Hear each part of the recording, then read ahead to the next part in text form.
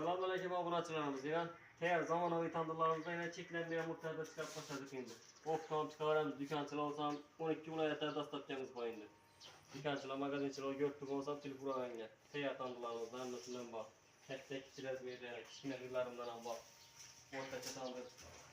Kalasala törtmüş varyantı, kalasala tumalak varyantı. Mazay gelenmesi. İç pişken teğer. İşlerinden göz götürelim. Duzum ayı sepilgen teğer var abi. Nan yapmaka teğer tuttu bunu. İçini kemplek teğer tavuk pişer o setkelere koşup berle denmesi içinde.